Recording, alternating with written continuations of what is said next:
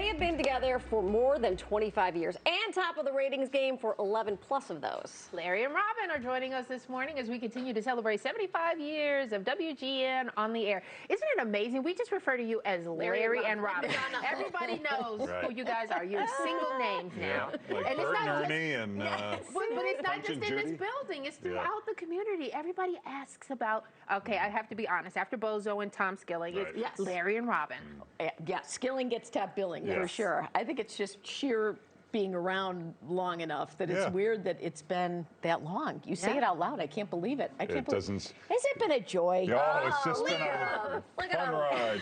We used to come in the front lobby, they used to have a board with everybody who has been here and they'd say, it's the anniversary of Joe, 7 years. And we'd say, who the heck stays someplace for 7 years? Okay. Right. And then getting up at the hour that you guys get up. Yeah. But you know what? Having young kids, there's nothing better than being able to have the rest of your day free. So, and that's been the great part of it. I mean, the word hero gets tossed around a little too much, but in this particular case, I think it fits. Really fits. I gotta ask though, so I mean, you guys have done some really funny packages and bits together. Is there ever a moment where you're like, oh, might be a little too much?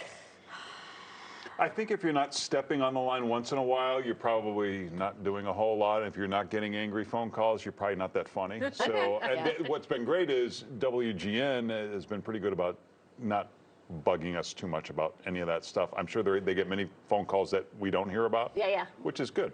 And I think in the early days when you're watching some of these clips, oh my God, Larry. I don't know where they found this stuff. In the early days, that's when a lot of that stuff happened because they're just like, oh, do whatever. No one's really watching. I was getting ready to say that you guys got a blank check when it came to coming up with this show. Look at that. Bill Murray. I don't remember him being on the show. Me neither. That's the old set. Well, the question is, who hasn't been on the show, really? It's been, well, Larry has a pretty good memory for things because I tell you, over the years, I've forgotten, I don't know what has happened, but he has a running list of, like the other day, he went through all the musicians that have been on the show over the years.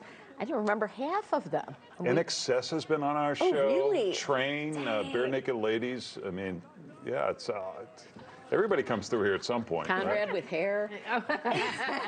It's crazy because, I worked in a lot of other markets before coming back to Chicago, and people know you're from Chicago. They're like, oh, we love WGN because of the Superstation. Yeah. So, I mean, even then, you guys were writing a script that you didn't know you were writing that people try to model and can't do it. It is true. We didn't, the morning show was on the Superstation when it started. Yeah, sure. It is interesting, though, when you talk about coming back to Chicago, and so it's like I keep thinking, people ask me sometimes, did you ever think about going somewhere else? I'm like, with this accent? Are you kidding? People will be like, I don't think I saw. I know, I don't hear it. I don't know what they're talking about. But the Boston is the most heavy accent in the world, and he got rid of it. He got rid of it. We'll go out drinking after the show. You'll hear a lot of it. You'll hear some other words too. So what is the secret sauce? I mean, what makes it work? I mean, every morning, we have the scripts, obviously. You cover what happened overnight, what's happening in the daytime, but the rest of the stuff that happens, it's just very organic. Well, it's not in the DNA of news anchors to be self-deprecating. Right. Okay. Yeah. And so, authenticity is like this corporate buzzword now that emanated from the internet and reality show. But we were just doing that from the very beginning because I think, see ourselves as regular people who just happen to be anchoring a newscast. Or we were just too young to know the difference. You know what I mean? Really, we're just like, no. They kind of let it go, and it just kind of evolved that we all, it's so rare that we're all kind of the same age when we started. You usually have this, the older anchor and we're all the same age. So we'd go out after the show, we'd hang out, and we were really kind of all hanging out together. So we became friends, and I think it kind of showed on the air. Yeah, it wasn't like day one we were instant friends, but I think we all had the same sense of humor, and that friendship grew. And when you see other, stations and other markets trying to copy us, it's like just grabbing random news anchors and say, go do it. It just it doesn't work that way. It doesn't. And you throw Paul and Pat into the mix too. And it's so funny to watch the things that you guys do in the morning. Well, I remember Greg Caputo, our news director, when it was in opening, I think it was when Roseanne left, he said, I got to be real strategic about filling this position because it's like Friends. It's an ensemble cast, and you just can't throw one person in and expect them to fit. I mean, so you have naysay. I'm like, oh, we don't want that person. Yes, we want that person. Do we have a say? Yeah. No, we don't have a Well, say. in the beginning we didn't. have a say? I think we maybe have a little bit now, but and in times we've had says and they haven't listened to us, but we turned out to be right. But in the beginning, the ratings were terrible, Yeah. and most TV executives would have shut it down after 2 years or 3 years, and to their credit, they let it go. They were patient. I don't know how you guys do it though. I've filled in on your show a few times for the girls when they're on maternity leave, and it is a long time to be, on.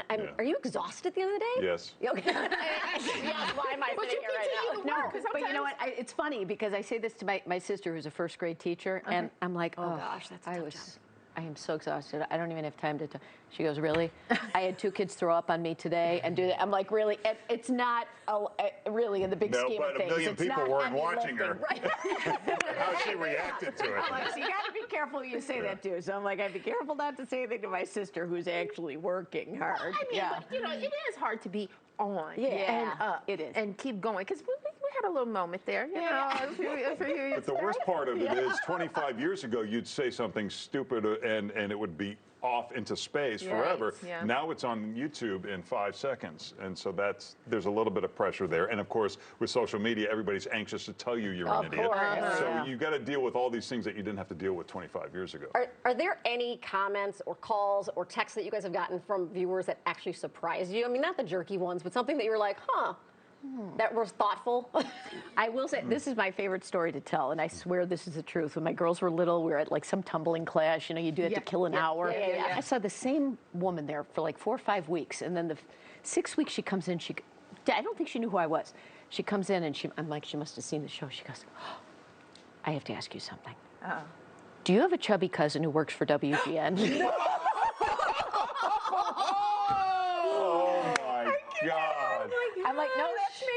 Yeah, I know. You look so much rounder on TV or something like that. Like that.